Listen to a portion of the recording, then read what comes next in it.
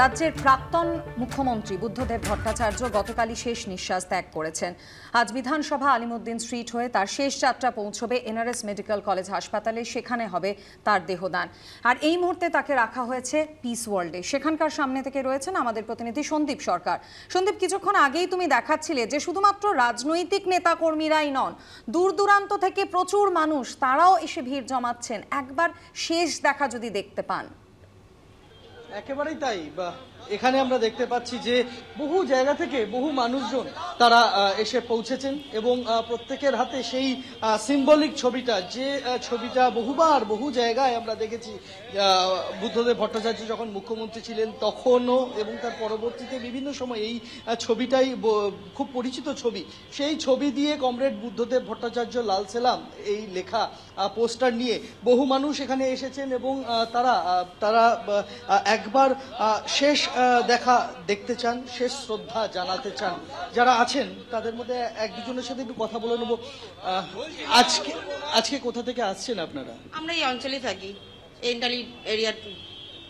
তা আজকে এখান থেকে কি সঙ্গে সঙ্গে যাবেন, কি পরিকল্পনা? সেই তো পরিকল্পনা তো আছেই, ওনার সাথে সবসময় যতক্ষণ উনি আছেন ওনার দেহ ততক্ষণ আমরা সব কার্যালয় ঘোরা হবে, সেখানেই থাকার চেষ্টা করছি। কি আজকে সকালবেলা এরকম পোস্টার নিয়ে হাতে আসার উদ্দেশ্য? এখানে কিছু উদ্দেশ্য বলতে নেই, ওনার মতন একজন লোক তিনি আজকে নেই আমাদের সাথে। উনি যা বাংলার জন্য করে গেছেন সেটাকে সবার সাথে মিলিয়ে দেখা যাবে না। আমরা কালকে থেকে এখানে আছি এবং আজকের দিনটা তো আপনারা বুঝতে পারছেন কীরকম গুরুত্বপূর্ণ আমাদের জন্য এবং পুরো বাংলার মানুষের জন্য এটা গুরুত্বপূর্ণ দিন। এখন যেমন বেলা হবে আমাদের সবাই সংগঠনের লোক এবং বাংলার অনেক কেউ আছে, তারা সবাই আমাদের সাথে মিলিত হবেন। আমরা শেষ মুহূর্ত অবধি আমরা থাকবো। বিভিন্ন জায়গা থেকে মানুষজন আসছেন, বহু মানুষ, বহু বয়স্ক মানুষকেও আমরা আসতে দেখেছি, বহু দূর থেকে বহু মানুষ এসেছেন, কেউ উলুবেড়িয়া থেকে এসেছেন, কেউ সোদপুর থেকে এসেছেন। তারা প্রত্যেকেই হাতে করে এরকম পোস্টার নিয়ে এসেছেন। আমরা দেখতে পাচ্ছি যে হাতে লাল ফুল। কি ফুল নিয়ে এসেছে? আমার বাগানের রঙ্গন ফুল, লাল রঙ্গন ফুল বাগানের নিয়ে এসেছি ওনাকে শেষ শ্রদ্ধা জানাবো বলে। নিজের বাড়ির বাগান থেকে ফুল নিয়ে এসেছেন, লাল ফুল, এবং সেই ফুল দিয়েই শ্রদ্ধা জানাবেন তাই ভাবনা থেকে এসেছেন।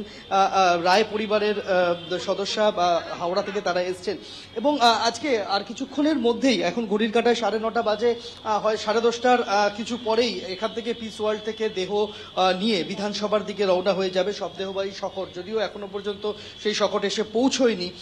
তারপর বিধানসভায় 45 মিনিটের মতো রাখা হবে শায়িত তার দেহ এবং সেখানে বিধায়ক যারা রয়েছেন বিভিন্ন রাজনৈতিক দলের তারা থাকবেন এবং বিধানসভার কর্মীরা তারাও শেষ শ্রদ্ধা জানানোর সুযোগ পাবেন প্রয়াত প্রাক্তন মুখ্যমন্ত্রীকে। এবং তারপর সেখান থেকে বিধানসভা থেকে একেবারে আলিমুদ্দিন স্ট্রিট অর্থাৎ মুজাফফর আহমেদ ভবন, সেখানে 12টা থেকে বিকেল 3:15 দেহ শায়িত থাকবে, শ্রদ্ধা জানাতে পারবেন সাধারণ মানুষ। এবং সেখান থেকে দীনেশ মজুমদার ভবন, ওই একই রাস্তায় আলিমুদ্দিন স্ট্রিটের খুবই কাছে, সেই দীনেশ মজুমদার ভবনে দেহ রাখা হবে 1 ঘন্টার কাছাকাছি সময়।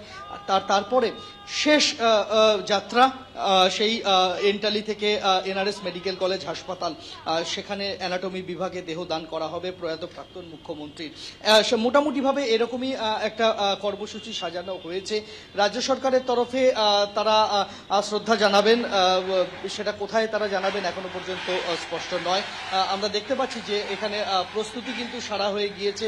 পুলিশ এই গোটা যাত্রাপথটা সেখানে নিশ্ছিদ্র একটা নিরাপত্তা বলয় তৈরি করেছে যাতে কোনো রকমভাবেই কোনো বিশৃঙ্খলা তৈরি না হয়, তার প্রস্তুতি চলছে এই মুহূর্তে। ধন্যবাদ সন্দীপ।